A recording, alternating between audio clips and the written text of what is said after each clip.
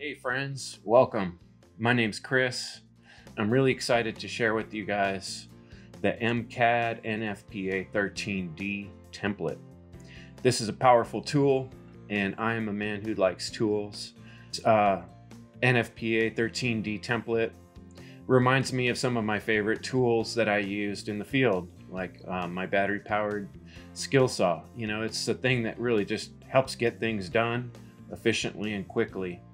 And without this template, I don't think I would be doing the drafting I'm doing now. You see what I'm touching is called an array line. These lines help guide us.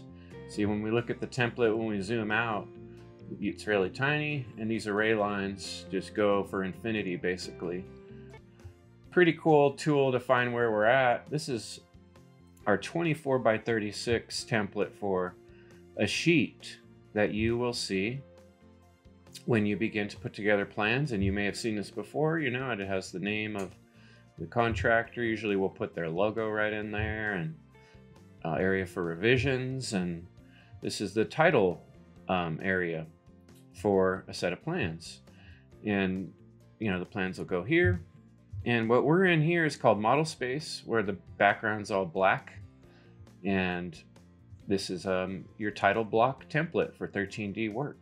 So it's already ready to go for you. You can start working. Some of the other awesome things that are here are some diagrams, and these wind up going up on the top of the plans, and these are for installing contractors to be able to see more details on the parts that are going to be used in their plans. And the jurisdictions that we turn in our work to like to see these type of details on the plan. So here they're already set up for you. You don't have to figure that out. You just pop them on there. Simple. Sometimes we might use a tank and pump on a fire sprinkler system, and there's a little diagram all ready to go that we can just copy and paste. So you can, if you're not familiar yet in CAD, you can just kind of highlight things, and you can copy them and move them around. See, like I'm gonna hit copy, and I'm just gonna move that right over here, boom, and I might just pop that right onto my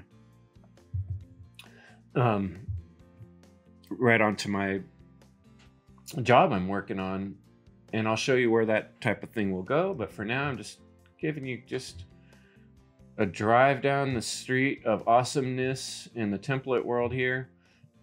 And this is a perfect example. Take this dimension, what's called old style dimension text right here, copy, hit that little point right there, and just bring it right over to, you know, set it on the line where I need it, and then I can just change the words up really easy.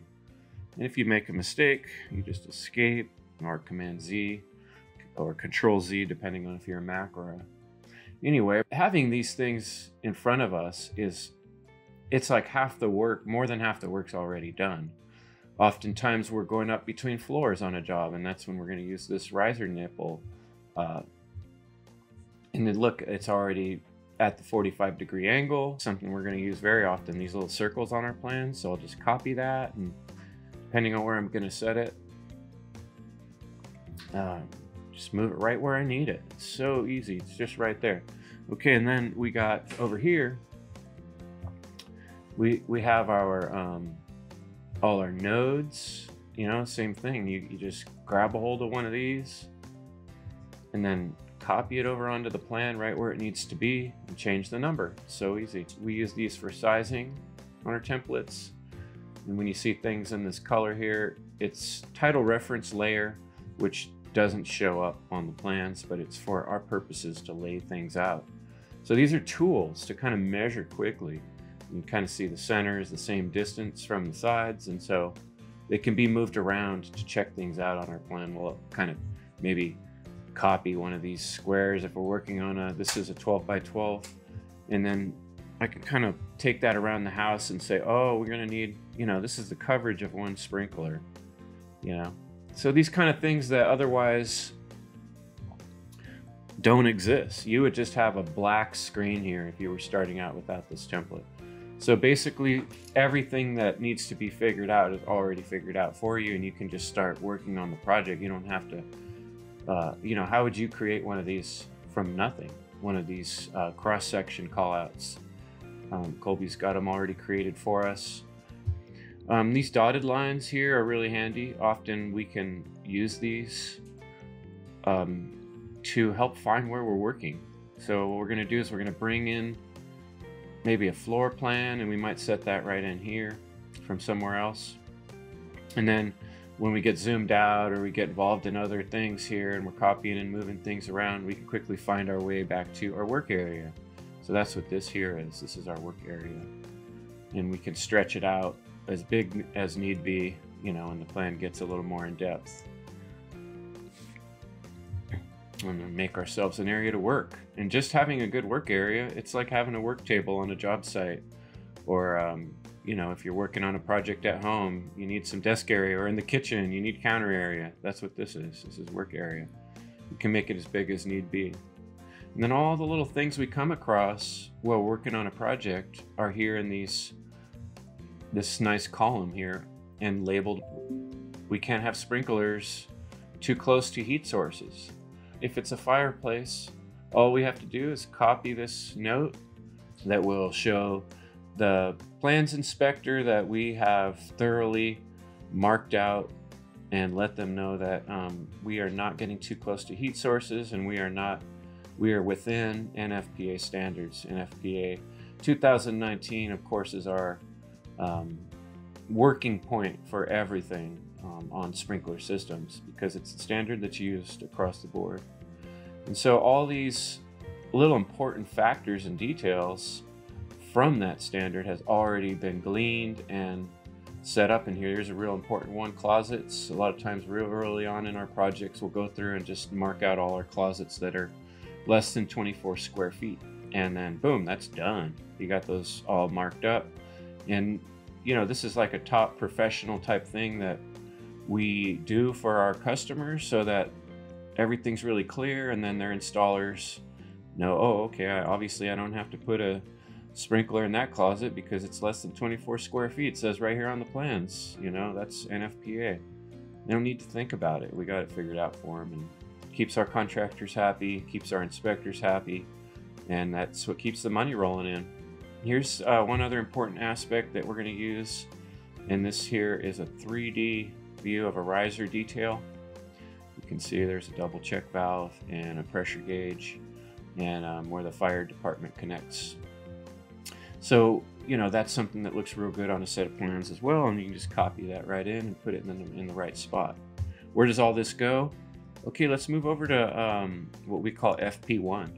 See, and here's the page that's actually going to get printed out to PDF, and as I pointed out before, you see all the details worked out. Colby's got all this going on for you on the mCAD template. You know, we would go in and we would fill out the correct name, the contractor information, etc. And here, look at your abbreviation table, your node legend, your symbol legend, your general notes, already there. All you have to do is change a couple tiny little things in here as we're gonna get our calc information, and we'll fill in these boxes. But oh, okay, here's another really awesome thing. Here's your different riser details up on the top. There's a couple different situations. You got everything you need here. Here's your for reference only. Call out your section that goes underneath the picture. And here's all your direction. And then this is all information about the sprinkler, the types of sprinklers we're using, and the model, whether it's concealed.